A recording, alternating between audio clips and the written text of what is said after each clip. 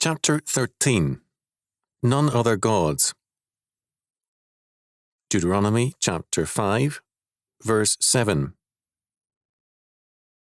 Thou shalt have none other gods before me. Deuteronomy chapter 5, verse 7. The first commandment is also the fundamental one. The whole of biblical faith rests on this premise: none other gods. The issue is polytheism versus theism, gods many versus the triune God. The issue in the modern age has been a concealed one because polytheism is identified with pagan faiths such as those of Greece and Rome, where a whole pantheon of gods were recognized. Rome regularly added gods to that pantheon, usually dead emperors. Polytheism is held by scholars to be a phase in the development of evolving man from gods many to one God, to no God, and the triumph of reason and science. In this evolutionary view, prior to polytheism, there was animism and pandemonism. This evolutionary perspective was in evidence very early. Among the Greeks, for example, Xenophanes called attention to the fact that, for the Ethiopians, the gods were black and flat-nosed, whereas for the Thracians, the gods were red-haired and blue-eyed. This tells us something about all polytheism. First, in polytheism, the gods are created in the image of men, reflecting their colour and cultural outlook. When God bans all other gods, he denies to man the freedom to make a religion to suit his needs and desires. This is a major temptation for men. They want a God in their own image. Too many times I have heard people who declared that they cannot believe in a God who would ordain things which they find morally reprehensible. Man's fallen moral sense is used as a standard which God must meet and by which he must be judged. This is idolatry and a form of self-worship.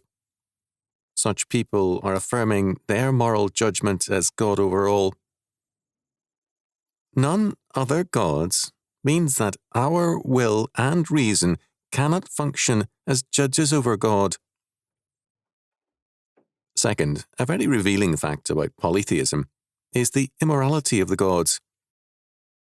In Greek and Roman mythology, the gods and goddesses freely and without conscience practice theft, adultery, deceit, and more. To be a god was to be beyond good and evil. The thinking of Nietzsche was anticipated by Greco-Roman polytheism. The Roman emperors, on their way to deification, anticipated it by their flagrant contempt for morality. They held other men to their word while feeling personally exempt from any faithfulness to their own word. Power meant the privilege of exemption from the moral and legal ties binding ordinary mortals. Our Lord requires a way of life radically at odds with this pagan way. The kings of the Gentiles exercise lordship over them, and they that exercise authority upon them are called benefactors. But ye shall not be so, for he that is greatest among you, let him be as the younger, and he that is chief, as he that doth serve. Luke chapter 22, verses 25 and 26. For unto whomsoever much is given, of him shall be much required, and to whom men have committed much, of him they will ask the more. Luke chapter 12, verse 48. Statements such as these and others make it clear that the whole moral order of paganism and polytheism is rejected by our Lord. The greater the privilege, the greater the responsibility and the accountability. In the pagan perspective, status confers exemption from morality and law. Cicero defended Gnaeus Plancius on a rape charge in 54 BC by saying that it was an old privilege of certain youth, and, while his client was innocent, the act was one he was permitted by privilege to commit. It can thus be said of polytheism that, the greater the status and privilege, the greater the freedom from law and morality. In this perspective, the people in power have the right to use those below them at their will and how they will, and this has been the working idea of polytheism. Then third, polytheism is implicit, if not explicit, in every society where the church is reduced by its own thinking to the spiritual sphere only. Theology is rightfully the queen of the sciences, of all areas of life and learning. To separate the various ideas and to affirm with Clark Kerr a multiverse and a multiversity is to affirm polytheism. The appeal of this to the modern mind, as to pagan man, is that it is a denial of an overarching and absolute truth, and a denial of the God of truth.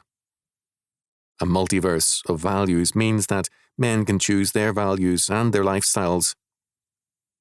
Homosexuality, necrophilia, incest, bestiality, theft, murder, lies, and more all gain an equal validity as lifestyles. In a world that affirms democracy, this means that all men have an equal right to play God and to live according to the morality of their choice. Our present moral decay is a product of this polytheistic faith. We cannot recover as a people and a culture without obedience to this first commandment. Thou shalt have none other gods before me. Fourth, we are the most dangerous of these other gods. Our original sin is that in Adam we have as our essential urge the submission to the tempter's program.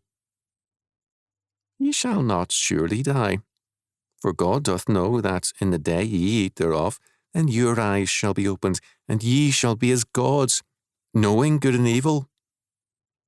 Genesis chapter 3, verses 4 and 5. Man's original sin is his will to be his own God, his own determiner of what is good and evil, law and morality, and one whose eyes are opened in that he knows himself to be the master of the world, not God's covenanted worker for the kingdom of God. Thus, when God forbids all other gods, he means emphatically that we ourselves must recognize that, as his creation, we must serve and obey him. Our Lord, the last Adam, 1 Corinthians chapter 15, verses 45 to 47, as very man of very man, set the pattern for us in the Garden of Gethsemane, praying with respect to the crucifixion. O my Father, if it be possible, let this cup pass from me. Nevertheless, not as I will, but as thou wilt. Matthew chapter 26, verse 39. All the commandments are governed by this one. Thou shalt have none other gods before me. It establishes priority in our lives. Our Lord says, If ye love me, keep my commandments. John chapter 14, verse 15, and again in answer to the question, which is the great commandment of the law? Thou shalt love the Lord thy God with all thy heart, and with all thy soul, and with all thy mind. This is the first and great commandment. Matthew chapter 22, verses 37 and 38. Faith, love, and obedience are simply different facets of the same fact, knowing and rejoicing in our status as the creation of God.